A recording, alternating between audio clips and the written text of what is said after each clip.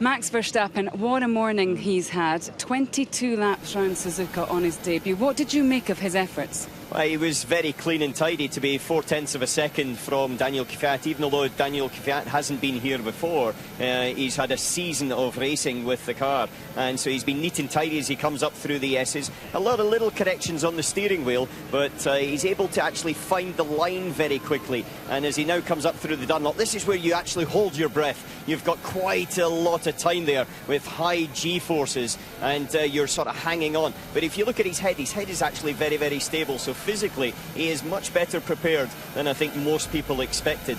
As he came through Degner there, he was nice, neat and tidy, used all of the camber as he came through the second part, now into the hairpin.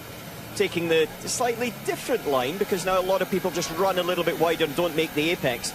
But very neat and tidy lap so far. One little wiggle from him, but I have to say he's been very impressive.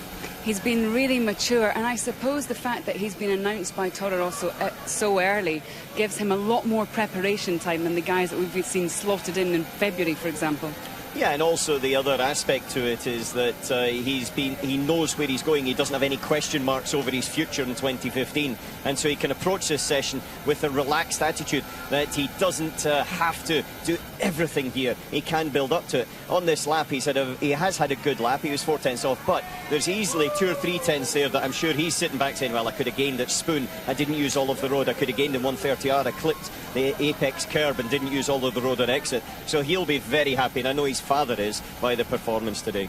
But that's interesting, isn't it? Sometimes you can watch a young driver and you feel nervous when you're watching them. You didn't feel like that with Max. You didn't feel there was any chance of him going off. The car obviously had a problem and he was forced to go off, but even he handled that well with his feedback to the team. He did. He said exactly what the problem was, in his opinion, and then he asked, what do I do? And they told him, and he did it. He came back, his helmet on, walked straight past into the pit, did the correct thing.